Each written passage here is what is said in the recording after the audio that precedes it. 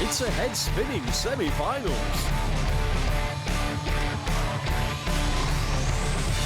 Thursday and Friday, America's Got Talent at 8:30 on Pearl. Until your heartbeat hurts no more. Until you feel no pain at all. Saturday, Wipeout at 8:30 on Pearl. It was 20 years ago. Ever since, time has never been so magical.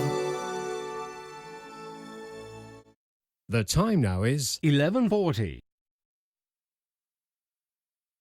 The time check was brought to you by 1Apr.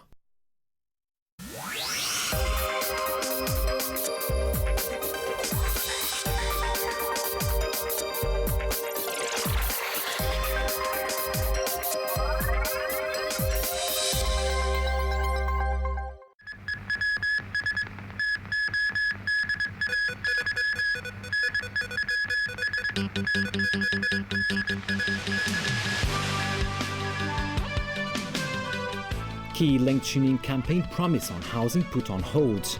More pan-democrats agree to make Shanghai trip. And a show of force by pro-government groups in Taiwan.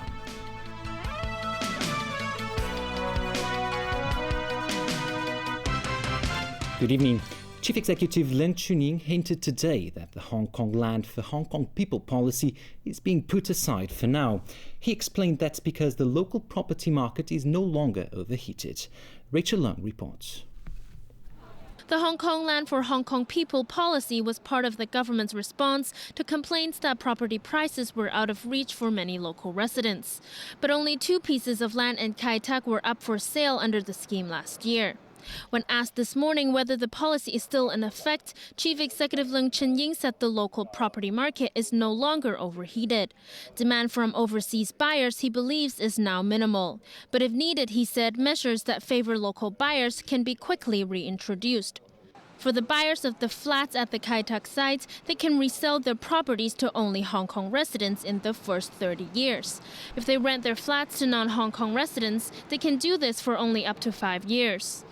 China Overseas Land bought the Kai Tak plots for more than $4.5 billion. That works out at more than $5,000 per square foot. Analysts say that's not any cheaper than market prices.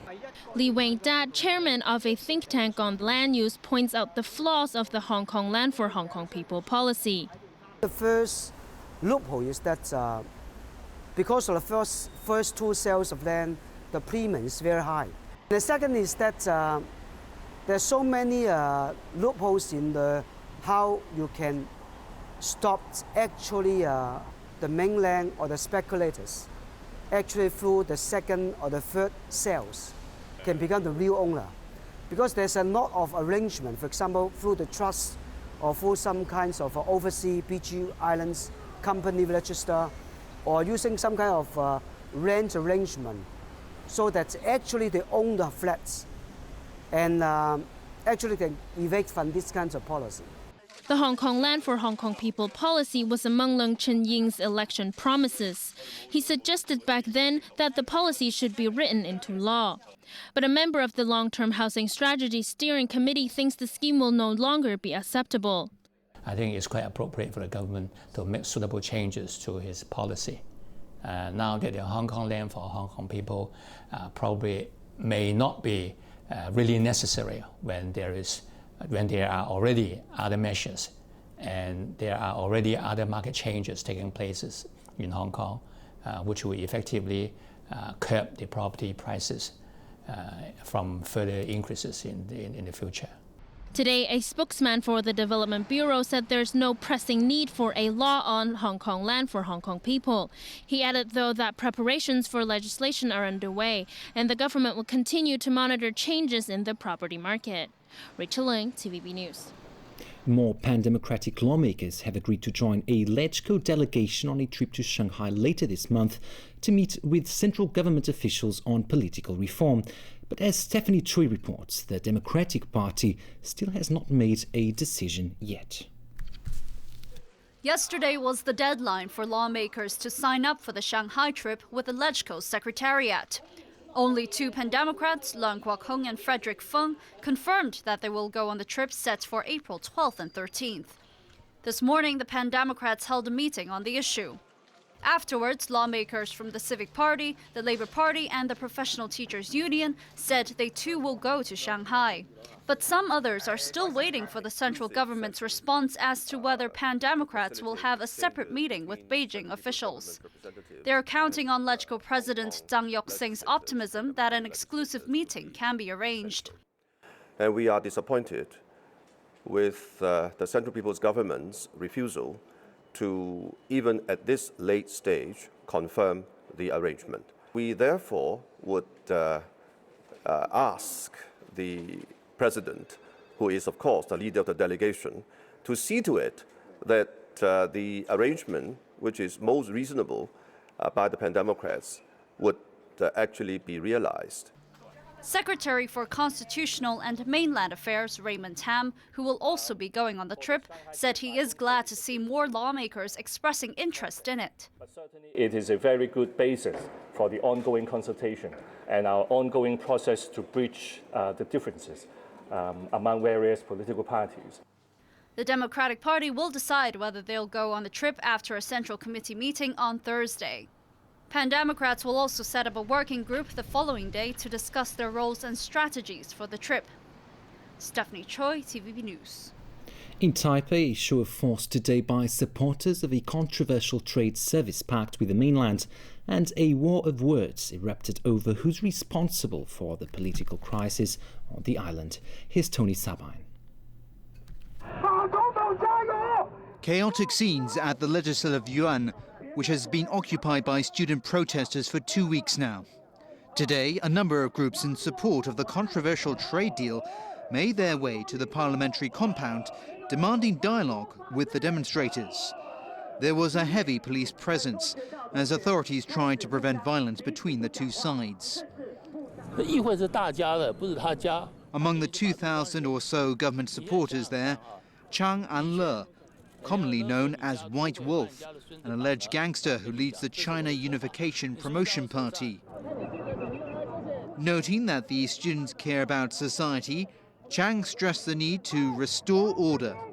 He accused the student protesters of holding the Legislative Yuan hostage and made clear the occupation should end. Some of those taking part in the march tried to break through the police lines as they approached the legislative building. Student protesters hit back. They blamed the impasse on President Ma Ying-jeou's failure to address their demands. Supporters and opponents of the trade deal did hold brief talks outside the Legislative Yuan, but nothing came of it. Tony Sabine, TVB News. Japan has relaxed a decades-old ban on military-related exports in a bid to expand joint arms development with allies. Chief Cabinet Secretary Yoshihide Suga said the new guidelines are part of Prime Minister Shinzo Abe's push to bolster national security amid China's military expansion and North Korea's nuclear threat. He said the new export guidelines pave the way for Japan to join arms technology development with the US and other allies in order to acquire more advanced defense capabilities and equipment. The move reverses Japan's almost half-century-old self-imposed restrictions on weapons-related exports. The Foreign Ministry in Beijing expressed concern. It called on Tokyo to draw profound lessons from history and pay attention to the security concerns of its neighbours. The disappearance of the Malaysia Airlines flight MH370 has prompted aviation experts to demand real-time trackers be fitted on all passenger aircraft. As 1Apr2014 reports, Malaysia's Prime Minister will head to Australia to witness ongoing such efforts in the Indian Ocean. It was a busy day at the airport in Perth, where 11 planes are working to solve the aching mystery of where flight MH370 vanished. Even with additional help of 9 ships, search coordinators warn the hunt could drag on for a very long time.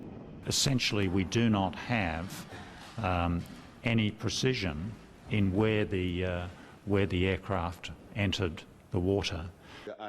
Malaysian Prime Minister Najib Razak plans to travel to Perth tomorrow to inspect search operations firsthand. More than 3 weeks into the hunt, and not one of dozens of objects found in the Indian Ocean is linked to the missing plane. Equally disconcerting is the revelation that Malaysian officials misreported final communications from the cockpit. They said the co-pilot uttered the words, "All right, good night," when in fact his exact words were, "Good night, Malaysian 370, which experts say is the standard sign-off. This aviation expert says you have to wonder why Malaysian authorities are not telling the truth. And unfortunately, this just gives the families of the victims more evidence that things are being hidden from them, if you like. Hiding critical investigation details was painfully obvious at today's International Air Transport Association conference in Kuala Lumpur. The last download of the aircraft was at 1:07 in the morning as it passed through the peninsula of Malaysia. I'm sorry, is there any media here? Can I ask the media to stay out, please? But the conference did vow to ensure trackers are fitted on all passenger aircraft. Sonia Artero, TVB News. Lufthansa has cancelled 3,800 flights because of a strike by pilots over pay. The 3-day strike begins tomorrow. The cancellations include domestic and intercontinental connections, affecting more than 425,000 passengers. A pilots' union said the airline had failed to make a satisfactory pay offer during 2 years of negotiations. The strike could cost Lufthansa tens of millions of euros. Russia says it's pulling back a battalion of several hundred troops from the Ukrainian border, prompting a cautious Western response. This comes as Russian Prime Minister Dmitry Medvedev flaunted Moscow's grip on Crimea by flying to the region's capital to hold a government meeting there. Alan Buchner reports. At Monday's meeting, Medvedev announced that Russia would quickly boost salaries and pensions in Crimea and pour in resources to improve education, healthcare, and infrastructure. At the same time, Russian natural gas producer Gazprom announced a 40% increase in gas prices for Ukraine, stepping up economic pressure on Kiev in its political standoff with Moscow. In another move that tightens its grip on the region in defiance of the West, Russian military hardware started to arrive in Crimea Monday.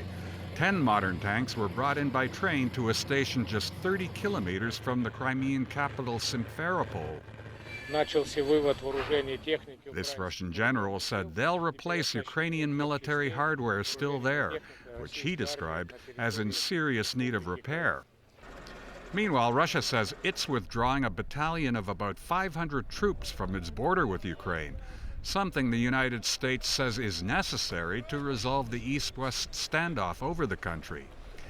The U.S. reaction was cautious, with Secretary of Defense Chuck Hagel noting that tens of thousands of Russian forces remain along the Ukrainian border.